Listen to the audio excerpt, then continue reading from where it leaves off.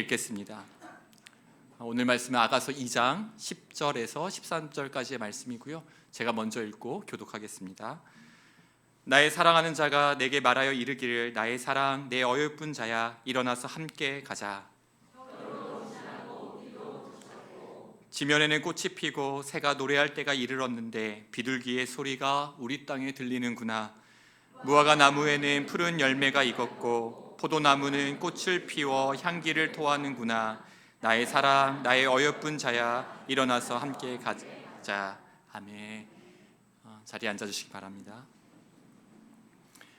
어제 목양실에서 말씀을 준비하는데 오랫동안 저를 지도해 주셨던 이찬수 목사님께서 좀 이렇게 격려의 문자를 보내주셨는데 이 문자를 나누는 것은 오늘 제가 부임해서 첫 설교잖아요. 우리 첫 설교부터 이 처음 마음 그리고 제가 붙든 마음을 나누어 드리고 우리 성도님들께 제가 항상 그 마음으로 이 강단에 설 수 있도록 기도해 주세요. 이러한 마음으로 기도 부탁드리면서 그 내용 중에 제가 좀 마음에 이렇게 깊이 새기고 기도 제목으로 삼은 한 문구를 좀 소개해 드리겠습니다. 이렇게 말씀을 주셨는데요. 얼마나 큰 은혜를 끼쳤냐가 아니라 얼마나 하나님 손에 붙들린 설교였나를 고민하던 설교로 기록되도록 기도할게. 이렇게 말씀 주셨거든요. 이렇게 부탁드립니다. 제가 은혜를 끼치기 위해서 과장되거나 아니면 어떤 기교를 쓰는 설교가 아니라 정말 하나님의 손에 붙들린 설교, 마지막까지 강단에 오를 때까지 그렇게 고민하고 이 처음 마음을 지키면서 우리 성도님들과 하나님께 주신 말씀을 나눌 수 있는 그러한 설교자가 될 수 있도록 기도해 주시기를 부탁드립니다. 이제 오늘 우리에게 주신 말씀을 살펴볼 텐데요. 아가서는 부부간의 사랑을 이야기하기도 하고 또 솔로몬과 술람민 여인의 사랑을 노래한 시로도 알려져 있는데 오늘 이 말씀을 통해서 신랑 되신 예수 그리스도께서 교회를 향한 사랑 그리고 신랑 되신 주님께서 우리를 얼마나 사랑하시는지 그 은혜를 또 주님의 마음을 나누는 시간이 되기를 바랍니다. 먼저 아가서 2장 11절 말씀을 보면요, 이 구절에서 우리는 우리의 인생의 중요한 두 가지 의미를 깨닫게 됩니다. 2장 11절은요 겨울도 지나고 비도 그쳤고 이 한 구절인데요, 이 구절을 보면서 우리는 이 두 가지 의미를 깨닫습니다. 첫 번째는 겨울도 지나고 이 의미는요 겨울이 존재한다라는 뜻이에요. 겨울이 지났다라는 말은 겨울이 없었다는 뜻이 아니라 오히려 우리의 인생에 우리의 삶에 겨울이 존재한다라는 것을 교훈하고 있어요. 그리고요 겨울도 지나고 지났다라는 것은 무엇을 의미합니까? 겨울이 마지막 계절이 아니다라는 거예요. 겨울이 영원한 계절이 아니다라는 것을 우리에게 알려줍니다. 성경은 겨울이 없는 삶을 약속하지는 않습니다. 예수님을 신실하게 믿는 하나님의 자녀들에게도 때로는 우리의 인생 가운데 겨울이 존재한다, 겨울이 찾아올 수 있다라는 것을 알려주는 것이, 그러니까 사실 그대로 알려주는 것이 성경이에요. 그러나 그 겨울이 영원하지 않다고 동시에 우리에게 알려줍니다. 이 말씀이 2장 11절에서 알 수 있는 두 가지 우리 인생의 중요한 교훈입니다. 겨울도 지나고. 이 겨울도 지나고의 의미가 무엇일까? 이 의미를 묵상하다가 개인과 공동체 가운데 혹독한 겨울을 직접 경험한 성경의 한 사람이 생각났어요. 예레미야 선지자입니다. 우리가 예레미야 선지자를 묵상하다 보면 오늘 아가서 2장 11절 말씀에 겨울을 지나고 이 의미를 조금 더 깊이 있게 묵상하고 깨달을 수 있는데요. 여러분, 예레미야 선지자는 어떤 선지자입니까? 수준이 눈물의 선지자예요. 왜 눈물의 선지자로 알려져 있을까요? 많이 울어서입니다. 근데 그 우는 눈물의 정도가요 그냥 슬픈 정도가 아니에요. 이 선지자를 보면요 하나님의 심판을 예언한 선지자가 있습니다. 그리고 어떤 선지자는요 하나님의 심판을 예언하고 그 예언이 현실된 상황을 목격한 선지자도 있는데 예레미야 선지자는 후자예요. 남유다 백성들, 하나님의 언약의 백성들에게 하나님의 심판을 예언했을 뿐만이 아니라 그 예언이 현실이 된 상황, 예루살렘 성이 불타오르고 황폐화되고 시드기야 왕은 두 눈이 뽑힌 채로 바벨론에 포로로 잡혀가고 성전은 무너지고 나의 사랑하는 가족, 형제, 자매, 동조, 공동체에게 예언을, 심판의 예언을 선포하는 것만 해도 너무나 마음이 무너져 내렸는데 이제는 그 현실을 직접 눈으로 본 것입니다. 그리고 그 마음과 심정을 기록한 것이 예레미야 애가서예요. 그 예레미야 애가서를 보면 예레미야 선지자가 겨울을 어떻게 보내고 있는가, 그 겨울이 지나고의 의미는 무엇인가, 우리가 이 아가서의 말씀을 예레미야 애가서의 말씀으로 좀 해석해 볼 수 있습니다. 예레미야 선지자의 마음이 담겨 있는 것이요, 예레미야 애가 3장 2절입니다. 제가 읽겠습니다. 나를 이끌어 어둠 안에서 걸어가게 하고 빛 안에서 걸어가지 못하게 하셨으며, 3장 6절은요, 나를 어둠 속에 살게 하시기를 죽은 지 오랜 자 같게 하셨도다. 3장 18절은요, 스스로 이르기를 나의 힘과 여호와께 대한 내 소망이 끊어졌다 하였도다. 이 아가서의 표현으로 예레미야 선지자 개인도 그렇고요, 공동체도 그렇고요, 너무나 혹독한 매서운 겨울을 보내고 있는 그 내용 아닙니까? 그런데 참 이 구절만 보면요, 이 구절 어디에서도 어떤 단어에서도 이제 겨울이 곧 지나갈 거야, 우리에게 희망이 있어, 봄이 찾아올 거야, 이러한 소망을 주는 구절은 발견할 수 없습니다. 봄의 기운이 전혀 느껴지지 않는 구절들이에요. 칠흑같이 어두운 밤이고, 예레미야의 고백을 보면 이렇게 고백하잖아요. 나의 힘과 여호와께 대한 내 소망이 끊어졌다. 겨울이 찾아왔는데, 겨울을 마주하고 있는데 소망이 끊어질 정도의 겨울을 보내고 있는 예레미야 선지자의 고백을 우리는 오늘 보고 있습니다. 그런데 반전이 일어나요. 방금 전까지 하나님께 대한 내 소망이 끊어질 정도로 지금 겨울을 보내고 있습니다라고 하는 예레미야가요, 이렇게 고백합니다. 예레미야 3장, 애가 3장 21절인데요. 이것을 내가 내 마음에 담아두었더니, 아직 이것을 밝히진 않았어요. 그런데 이것을 내가 내 마음에 담아두었더니 하고 그 다음에 고백하는 내용이 바로 이것입니다. 그것이, 내가 내 마음에 두었던 그것이 오히려 나의 소망이 되었음은. 너무나 놀라운 반전이 일어나요. 예레미야 선지자의 삶 가운데, 공동체의 삶 가운데 겨울을 지나고 있는데 소망을 찾을 수 없는 그 겨울 한복판에서 이것을 내 마음에 담아두었니 소망이 되었다. 여러분, 이것이 무엇일까요? 이것이 궁금하지 않습니까? 너무 좋은 성도님들이세요. 네. 소망이 끊어졌다 이야기하고 이것을 내 마음에 담아두었니 소망이 되었습니다 하고 바로 그 다음에 이 소망을 이야기하는데, 이게 바로 예레미야 애가 3장 22절 23절에 나오는데 그 첫 시작이 이렇게 시작합니다. 여호와의 인자와 긍휼이 무궁하심으로. 아멘. 그러니까 여호와의 인자와 긍휼이 무궁하신 여호와의 인자와 긍휼을 묵상하면서 그 인자와 긍휼을 내 마음에 담아두었니 소망이 끊어질 것 같은 이 겨울 한복판에서도 내가 봄을 노래할 수 있게 된 것입니다. 사랑하는 여러분, 겨울을 지나면서 우리의 소망이 끊어지지 않는 이유는요, 다른 것에서 찾을 수 없습니다. 성경이 우리에게 이야기하고 있는, 겨울을 지나고 있는 모든 인생의 예외 없이 우리에게 주고 있는 유일한 소망은 바로 여호와의 인자와 긍휼입니다. 동시에 혹독한 겨울을 보내고 있는 가운데에서도 우리를 붙들어 주신 것 또한 무엇입니까? 여호와의 인자와 여호와의 사랑과 하나님의 긍휼이에요. 오늘 예배 들어오실 때 이제 부임, 신방, 안내 및 신청서를 나눠드렸어요. 이거 다 작성하시는 겁니다. 신방을 받고 싶다 하시는 성도님은 작성하는 게 아니라 신방을 받고 싶지 않아도 일단 작성을 하셔야 돼요.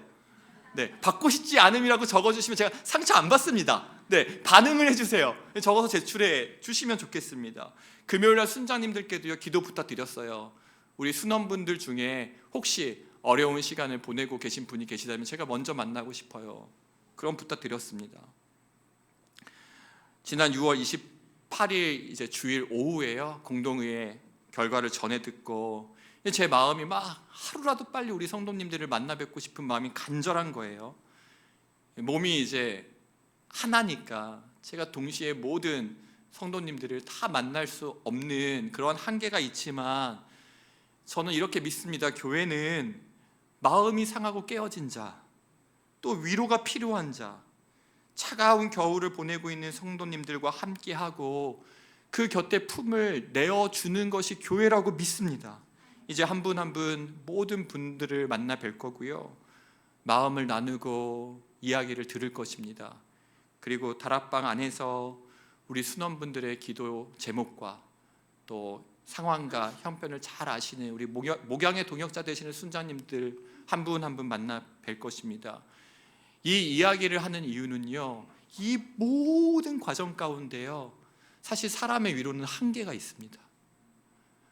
저는 여호와의 긍휼과 인자는 아니거든요. 이 모든 과정에 기도 부탁드리는 겁니다. 이 시간을 통해서 서로에게 우리 공동체 가운데 하나님의 인자와 긍휼이 부어지고 경험되는 시간이 되게 해 주옵소서라고. 그래서 오늘 예레미야 선지자가 공동체와 개인의 삶 가운데 너무나 어려운 시간을 보내고 있었지만 아침마다 새로운 하나님의 인자와 긍휼을 노래한 것처럼 이 시간이 그 은혜와 사랑을 경험하는 시간 되기를 주님의 이름으로 축복합니다. 제가 이 부임 신방을 이렇게 계획하고 기도하면서 새벽에 하나님께서 저에게 한 가지 아이디어를 주셨는데 그 신방의 이름이 동행 신방입니다. 제가 생각해 보니까요, 제가 낯설 수도 있잖아요. 저를 좀 이렇게 어려울 수도 있고 신방을 요청하기가 조금 용기가 안 날 수도 있고 했을 때에 동행 신방이라고 적어주시면 됩니다. 그 신청서에 보면 함께 신방 받고 싶은 가족이 있습니까? 하는 칸이 있어요. 그 칸에 함께 신방 받고 싶은 가족, 뭐 배우자, 자녀, 부모님 이렇게 적으셔도 되고 동행 신방이라고 적으면 혼자서 좀 저를 만나기는 어려워하시는 우리 성도님들, 그리고 그러나 어려운 시기, 위로가 필요한 시기, 격려와 힘과 은혜와 하나님의 인자와 긍휼이 필요한 그 때를 보내고 있는 분을 그냥 같이 나와주시면 됩니다. 같이 신청해 주세요. 그러면 조금 더 용기를 내실 수 있을 것 같습니다. 제가 그 하나님의 참 섬세한 인도하심을 경험하는 것이요, 제가 이렇게 동행 신방 이렇게 뭐 단어를 만들기도 전에 이미 하나님께서 시작하셨더라고요. 지난주 목요일 날 저녁에 한 순장님과 순원분이 모여있는 그 장소에 찾아갔는데 그게 딱 동행 신방이었어요. 다음 주 금요일에도 순장님과 순원분이 금요일 저녁마다 기도하신다고 하시더라고요. 그 시간에 저를 초대해 주셨는데 딱 보니까 그게 동행 신방이더라고요. 우리 성도님들과 우리 모두가 함께 하나님의 인자와 긍휼, 주님의 위로와 사랑을 구하면서 이 시간을 함께 하기를 주님의 이름으로 축복합니다. 그래서 우리 뭐 직장 이렇게 주중에 너무나 바쁘신 분 많이 계시잖아요. 새벽 예배 끝나고 여기 국밥집이 있더라고요. 제가 다 지금 알아보고 있습니다. 제가 출근하기 전에 힘내시라고 격려해 드리면서 국밥 한 그릇 사드릴 수 있습니다. 그렇게 신방 신청하셔도 됩니다. 그래서 이 시간 정말 하나님이 우리 공동체 가운데 주시는 긍휼, 위로, 은혜를 함께 누리면서 하나님이 함께 하시는구나, 하나님이 우리를 붙들어주고 계시는구나, 아침마다 새로운 하나님의 긍휼과 사랑이 우리를 감싸고 있구나, 이것을 경험하고 고백하고 누리는 우리가 되기를 주님의 이름으로 축복합니다. 이 말씀을 묵상하면서요, 저에게 이러한 소망이 생기는 거예요. 하나님, 날마다 새로운, 절대로 고갈되거나 메마르지 않는 영원한 하나님의 긍휼과 인자하심이 우리의 모든 상하고 깨어진 마음들을 회복시키시고, 겨울을 맞이하고 지나가는 성도님이 있다면 힘을 부어주시고 또 우리를 온전케 하실 것을 믿습니다 선포하면서 기도했는데요, 그대로 이루어 주실 하나님을 찬양합니다. 이 마음을 담아서 우리가 이 설교 중에 한 찬양을 함께 고백하길 원하는데요, 이러한 가사입니다.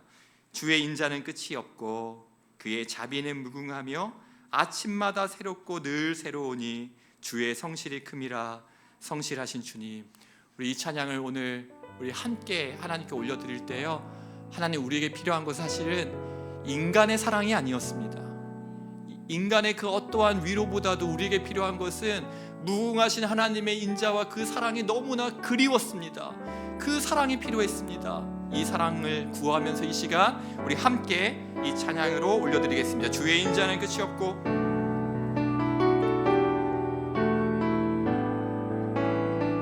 주의 인자는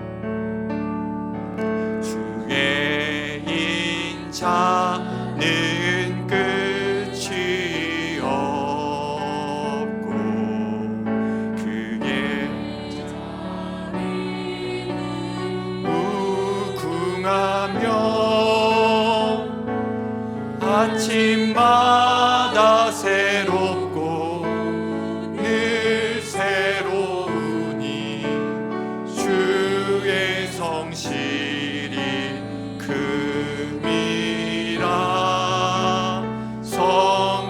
성실하신 우리 한 번 더 고백하겠습니다. 주의 인자는 끝이 없고 주의 인자는 끝이 없고 그의 자비는 무궁하며 아침마다 새롭고 늘 새로우니 주의 성실이 큼이라 성실하신 주님. 우리 한 번 더 찬양할 텐데요, 이러한 마음으로 이 찬양을 올려드렸으면 좋겠습니다. 우리 가정의 자녀가, 우리 가정의 배우자가, 우리 가정의 연로한 부모님이, 또 나의 이웃과 친척, 내가 사랑하는 이들 중에 너무나 매서운 겨울을 홀로 보내고 있는 이가 있다면, 하나님 이 시간 우리가 이 찬양을 고백할 때에 우리의 영혼을 소생시키시는 하나님의 인자와 긍휼이 그 10년 가운데 닿을 수 있도록, 그게 나라면 나 자신을 축복하면서 찬양하고요, 우리 생각나는 우리의 가정과 이웃들이 있다면 떠올리면서 함께 축복하면서 찬양하겠습니다. 주의 인자는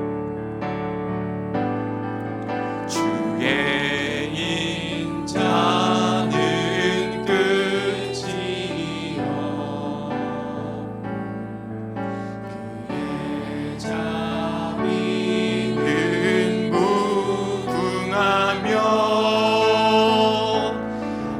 아침마다 새롭고 늘 새로우니 주의 성실이 큼이라 이번에는요, 가슴에 손을 얹고 마지막으로 한 번 더 고백합니다. 주의 인자는 나를 향하신 내 인자는 끝이 그의 자비는 무궁하며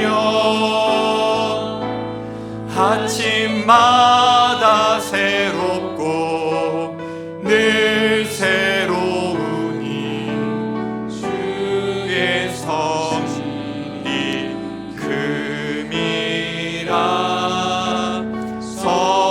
성실하신 주님. 우리가 다른 어떠한 위로를 구하는 것이 아니라 영원히 고갈되지 않는, 메마르지 않는 하나님의 인자와 긍휼을 구하며 그 인자하심과 긍휼을 우리의 매우 구체적이고 실제적인 삶 가운데에서 그 사랑을 경험하는 우리 모두가 되기를 주님의 이름으로 축복합니다. 이제 다시 아가서 2장 10절 말씀으로 돌아가서요, 겨울을 보내고 있는 인생에서 우리가 반드시 점검하고 질문해야 되는 것이 있습니다. 우리 아가서 2장 10절 말씀인데요, 함께 읽겠습니다. 시작.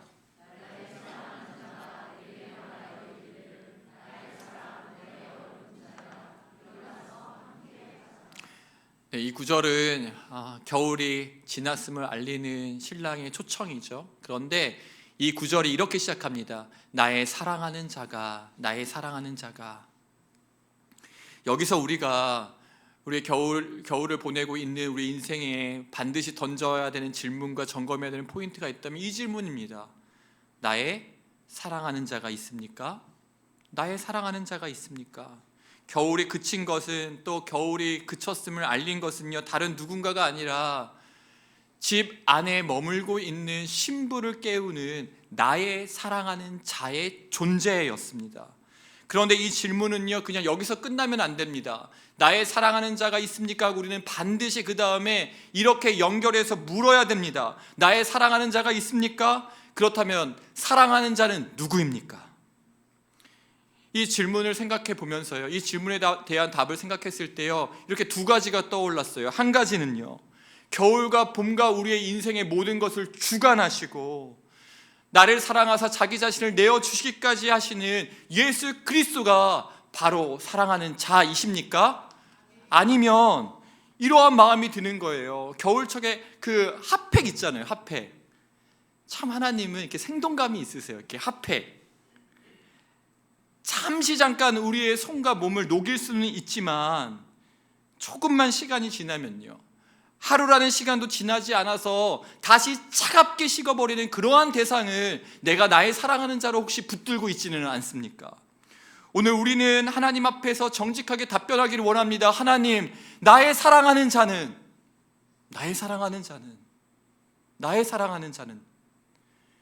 겨울과 봄을, 우리의 인생을 주관하시고 겨울이 그쳤다 말씀하시는 예수 그리스도, 그분이 바로 나의 사랑하는 자입니다. 이렇게 고백할 수 있기를 바랍니다. 여러분, 우리는요, 내 마음과 내 생각을 지배하고 있는 것들을 이야기하게 되어 있어요. 꾹꾹 참으려고 하는데요, 자꾸 나와요. 어떤 것이요? 지금 내 마음을 지배하고 있는 것이요, 내 머릿속을 사로잡고 있는 것이요. 설교를 하다 보면요, 성도님들이 갑자기 이렇게 하시는 분이 있어요. 뭐예요? 갑자기 딴 생각이 들어서 네, 어쩔 수 없어요. 이게 우리예요. 저도 곧잘 그래요. 말씀을 듣는 시간에도, 예배의 자리에도, 일상을 살아갈 때도요, 순간순간 내 머리를 사로잡는 생각들이 있단 말이죠. 우리는요, 나를 사로잡은 생각들을 이야기하게 되어 있습니다. 내일 새벽에 스페인과 아르헨티나 월드컵 결승전이 있어요. 그런데 놀라운 것은요, 이게 왜 놀라운 일인지 제가 설명할 텐데요, 제가 내일 새벽에 스페인과 아르헨티나 결승전이 열린다는 일정을 오늘 말하기 위해서요, 제가 인터넷에 검색했어요. 근데 제가 진짜 축구를 너무너무 좋아했거든요. 제가 그 학교 다닐 때에 동아리를 하나 만들었는데, 기도하고 공부하고 축구하는 동아리라고 해서 기공축을 제가 대학교 때 만들었어요. 그러니까 축구를 너무 좋아했고, 또 이 고등학교 때는 이 점심시간 딱 시작하면서 마지막 땡 종칠 때까지 단 1분도 놓치고 싶지 않아서 쉬는 시간에 도시락을 다 까먹고, 그리고 이 점심시간을 축구하려고 확보할 정도로 축구를 좋아했던 저예요. 그런데 월드컵 결승전 몇 시에 하지를 제가 검색했다니까요. 요즘 제 마음을 사로잡고 있는 것이 축구가 아닙니다. 여러분이세요. 우리는요, 내 마음에 사로잡고 있는 것, 내 마음에 두고 있는 것을 이야기하게 되어 있어요. 그렇다면요, 내가 사랑하는 대상이 예수 그리스도이시다 라고 말한다면 그것은요, 우리의 입술로 정답 외치는 게 아닙니다. 여러분들이 만나서 무엇을 말하고 싶은지, 아침에 일어나서 지금 가장 먼저 내 머릿속에 생각나는 분이 누구인지, 하루를 마무리하고 잠을 잘 때에 어떠한 생각을 하고 잠자리에 드는지, 이 말씀을 준비하면서 사실 가장 반성을 많이 한 게 저예요. 생각보다 예수님과 관련된 이번 한 주 내내 교회를 생각하고, 성도님을 생각하고, 오늘 부임을 생각하고, 하나님과 예수님을 생각했다고 하지만 매일 일상 가운데 내가 주님을 정말 사무치게 생각하고 그리워하고 사랑했나 하니까요, 사실은요, 부끄러운 순간이 많았습니다. 여러분들은 어떠세요? 누군가를 만나서, 오랜만에 누군가를 만났습니다. 하루를 시작합니다. 하루를 마무리합니다. 일상에서요, 여러분들의 마음을 사로잡고 있는 거, 생각을 사로잡고 있는 거, 여러분이 마음을 두고 관심을 두고 있는 것은 무엇입니까? 겨울을 그치고 겨울이 지났다 선포하시는 예수님은요, 아가서 2장 10절에 나의 사랑하는 자가 이렇게 다가오세요. 더사랑교회 모든 성도님들, 또 함께 예배드리는 모든 성도님들이 나의 사랑하는 자가 머뭇거리지 않고 고민하지 않고 예수 그리스도이십니다, 이렇게 고백하는 은혜가 있기를 주님의 이름으로 축복합니다. 신명기 6장 5절 말씀은요, 이러한 고백이 있습니다. 마음을 다하고 뜻을 다하고 힘을 다하여 내 하나님 여호와를 사랑하라. 우리는요, 이런 것에 익숙해요. 마음을 다하는 것이 무엇이지? 뜻을 다하는 것이 무엇이지? 힘을 다하여 하나님을 사랑한다는 것이 무엇이지? 이 말씀을요, 이론이나 지식으로 설명하는 거에 익숙해요. 내가 그렇게 힘을 다하여, 마음을 다하여, 뜻을 다하여 단 한순간도, 아니면 어느 일정한 시간을 딱 내 삶에 구분하여 그렇게 살아본 적이, 사랑한 적이 없음에도 불구하고 우리는요, 힘을 다하여, 마음을 다하여, 뜻을 다하여 여호와를 사랑하라, 이 구절은요, 쉽게 말할 수 있는 존재들이에요. 그러나 오늘 우리가 함께 꿈꾸고 함께 소망하는 것은, 하나님, 이것을 우리가 말로 설명하고 싶지 않습니다. 마음을 다하는 것이 무엇인지, 힘을 다하는 것이 무엇인지, 뜻을 다하여 여호와 하나님을 사랑하는 것이 무엇인지 우리가 정말 하나님 앞에 소망하는 것은요, 이것을 우리의 삶으로 증명하기를 기도합니다. 그래서 제가 이러한 소망을 꿈꿨어요. 이 신명기 6장 5절 말씀을 읽으면서 우리 자녀들이 읽고 주변의 지체들이 읽고 성도님들이 읽고 이웃들이 읽을 때요, 마음을 다하고 뜻을 다하고 힘을 다하여 내 하나님 여호와를 사랑하라, 이것이 무슨 뜻일까 했을 때, 이것을 이론이나 지식으로 설명하는 것이 아니라, 잘 들으세요, 더사랑교회 성도님들을 보십시오. 이렇게 말할 수 있는 목회자를 꿈꾸고 있습니다. 하나님을 마음을 다하여 사랑하는 것이 무엇입니까 했을 때, 주님 여기에 마음을 다하여 하나님을 사랑하는 성도님들의 삶이 있습니다 고백할 수 있는 목회자가 되고 싶어요.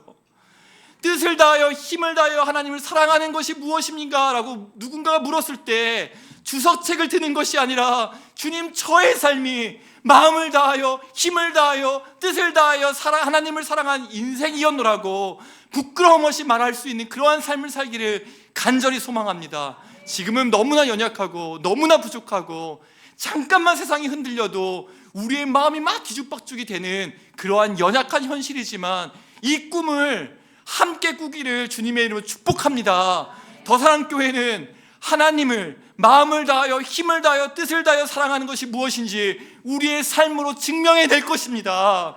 우리의 다음 세대들은요, 이곳에 태어난 아이들은요, 이곳에서 노년에 가장 영광스러운 백발의 면류관을 보내고 있는 시니어 세대들은요, 힘을 다하여 마음을 다하여 뜻을 다하여 하나님을 사랑하는 것이 무엇인지 우리의 입으로 설명하는 것이 아니라 우리의 인생을, 우리의 삶을 보십시오라고 증명할 수 있기를 주님 앞에 간절히 소원하며 또 주님을 축복하며 우리 성도님과 나눕니다.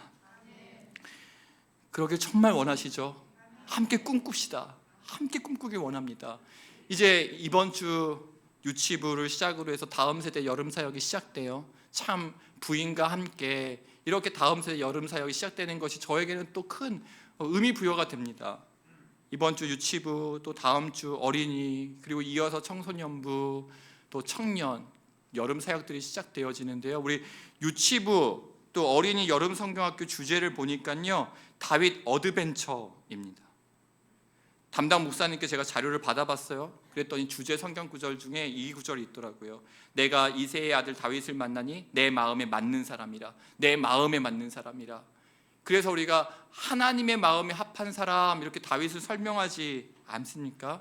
우리 다음 세대가 하나님의 마음에 합한 사람, 힘을 다하여 뜻을 다하여 정말 너무나 어지럽고 혼란스러운 이 시기 가운데 이 마음을 다하여 하나님을 사랑하는 다음 세대로 자랄 수 있도록 기도해 주시기를 바랍니다.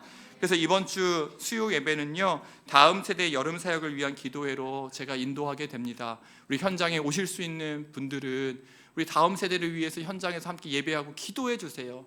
그리고 현장에 오기 어려우신 분들은 온라인으로, 또 계신 처소에서 다음 세대 여름 사역이 있지, 힘을 다하여 마음을 다하여 뜻을 다하여 하나님을 사랑하는 것을 우리가 오늘 하나님 앞에서 선포했지라고 생각하시면서 함께 기도해 주실 때에, 너무나 혼란스러운 세상이지만 이 세상과 구별된 하나님 마음에 합한 다음 세대가 일어날 줄로 믿습니다. 이제 마지막으로요, 오늘 본문 아가서 2장 10절에서 사랑하는 자가 신부를 깨우듯이 신랑 되신 예수님께서 이 담임 목사 청빙 과정을 지나오면서 저의 마음을 깨워주셨던 것들이 참 많이 있는데, 오늘 그 마음을 나누고 함께 찬양을 기도하기를 원합니다. 더사랑교회 3대 담임 목사 청빙을 위한 기도를 할 때에 제 첫 번째 기도 제목은요, 사실 저의 청빙 여부에는 관심이 크게 있지 않았고 더사랑교회가 잘 되는 것이 저의 관심이었습니다. 2012년도에 1만 성도 파송 운동을 선포할 때부터 분당 우리 교회 예배의 자리에서 그 꿈을 온 성도님들과 함께 꿈꾸며 시간을 보내왔고, 파송 전후로는 행정으로 그 분립 개척의 과정을 함께 했습니다. 주일날 우리 6시 30분에 교역자들 모여서 제가 기도에 인도했을 때 마지막 기도로 빼놓지 않고 기도한 것이 한국 교회와 29개 교회였어요. 그런 제 마음 가운데 우리 성도님과 똑같은 마음으로요, 하나님 가장 적합한 목회자를 보내주세요. 이게 제 마음이었거든요. 그런데 어느 날 하나님께서 저에게 이러한 감동을 주시는 거예요. 왜 너는 기도할 때마다 적합한 교역자를 기도하고 네가 가고 싶다고는 하지 않니? 이렇게 말씀하시는 거예요. 그러면서 이 담임 목사 청빙을 이제 시집간다 이렇게 많이 비유하거든요. 이제 시집간다 비유하니까 이 결혼에 대한 비유를 하나님이 이렇게 좀 생각해 보게 하시더라고요. 여러분, 우리가 결혼 정년기에 있다고 생각을 해봅시다. 네, 결혼 정년기에 있는데 내가 몸이 아프다고 해서 사랑하지 않는데 내 몸 치료해 줄 배우자 만나지 않잖아요. 결혼 정년기에 있는데 재판 소송 중이에요. 근데 재판을 이기려고 사랑하지도 않는데 재판 이길 배우자감 만나려고는 하지 않잖아요.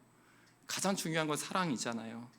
그러면서 제 마음 가운데 적합한 교역자를 위해서 기도했던 제 마음을 들여다보게 하셨는데, 그건 무엇이었냐면, 모든 교회가 그래요. 모든 교회가 크고 작은 아픔과 어려움들을 가지고 있는데 이 문제들을 넉넉히 단번에 해결할 수 있는 아주 탁월하고 유능하고 잘 준비된 적합한 교역자를 제가 기도해 왔더라고요.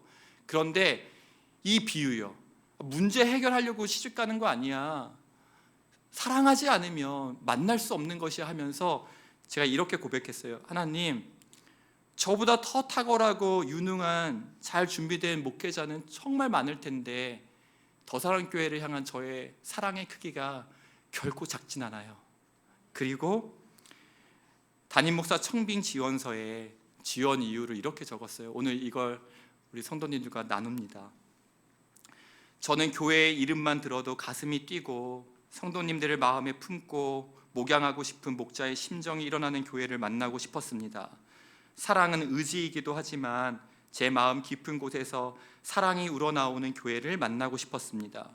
어려움이 있더라도 함께 울고 함께 기뻐하며 평생 함께 걸어가고 싶은 교회를 만나기 위해 기도하고 준비해 왔습니다. 그러한 마음을 제 안에 부어주신 교회가 더사랑교회입니다. 지난 사역과 삶의 모든 경험, 그리고 지금까지 저를 빚으시고 훈련시키시며 성장하게 하신 하나님의 은혜가 더사랑교회를 섬기는 일에 귀하게 쓰임받기를 소망합니다. 때로는 눈물 골짜기를 지나는 시간이 있다 하더라도 그 길 가운데 많은 샘을 예비하시고 친히 동행하실 하나님을 바라보며 함께 걸어가기를 소망합니다. 그리고 이 지원서에 적은 성경 구절이 오늘 우리 성도님들과 나눈 아가서 2장 10절에서 13절까지의 말씀입니다. 나의 사랑하는 자가 내게 말하여 이르기를 나의 사랑 내 어여쁜 자야 일어나서 함께 가자. 겨울도 지나고 비도 그쳤고 지면에는 꽃이 피고 새가 노래할 때가 이르렀는데 비둘기의 소리가 우리 땅에 들리는구나. 무화과 나무에는 푸른 열매가 익었고 포도나무는 꽃을 피워 향기를 토하는구나. 나의 사랑 나의 어여쁜 자야 일어나서 함께 가자. 부르심 앞에 주님과 더사랑교회를 사랑하는 마음으로, 그리고 두렵고 떨리는 책임감으로 담임 목사 청빙에 지원합니다. 그리고 부족한 저를 사랑으로 받아주시고 주님이 너무나 사랑하시는 교회를 섬길 수 있는 은혜를 주신 하나님께 감사드립니다. 오늘 마지막으로요, 이 모든 마음이요, 나를 찾아오시는 신랑의 음성, 겨울이 지나고 말씀해 주시는 주님의 마음, 겨울을 녹이는 여호와의 인자와 긍휼, 그리고 인도하심 가운데 저에게 주셨던 하나님의 마음들을 우리 성도님들과 나누면서 이 모든 것을 이 찬양의 고백으로 담아서 주님을 향한 우리의 사랑을 고백하고 기도하길 원합니다. 이렇게 고백합시다. 예수 사랑합니다. 예수 사랑합니다. 온 마음 다하여 오직 주님 한 분만 간절히 더 원합니다. 우리 함께 찬양합니다. 예수 사랑합니다. 사랑합니다. 온 마음 다 오직 주님 한 분만, 오직 주님 한 분만 간절히 더 원하. 우리 다시 한번 주님을 향한 우리의 사랑을 고백합시다. 예수 사랑합니다. 예수 사랑합니다. 우리의 마음과 뜻과 힘을 다하여 사랑합니다. 온 마음 다하여 오직 주님 한 분만 간절히 더 원하. 이렇게 고백합시다. 넘쳐나네,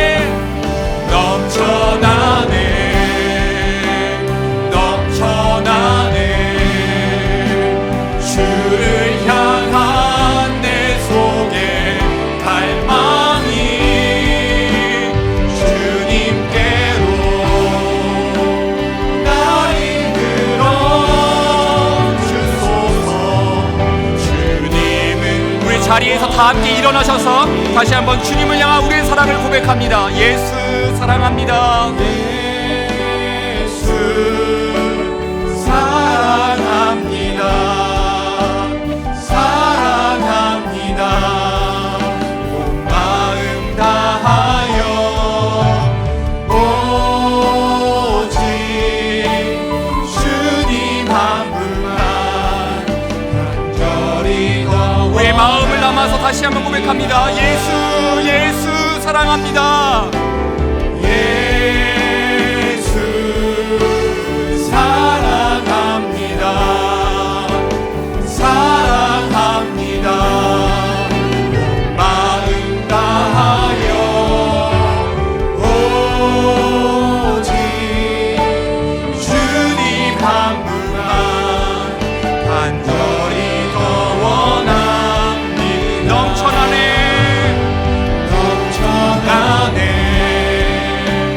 넘쳐나네, 주를 향한 내 속에 갈망이 주님께로 나 이끌어 주소서. 우리의 유일한 소망은 주님을 예배하는 것, 주님을 기뻐하는 것입니다. 주님을 예배하는 것, 주님을 기뻐하는 것, 나의 마음과 뜻 다해 주님 더 알기 원하네. 주님을 사랑하는 것, 주님을 갈망하는 것, 나의 유일한. 우리 마지막으로 한 번 더 고백합시다. 주님을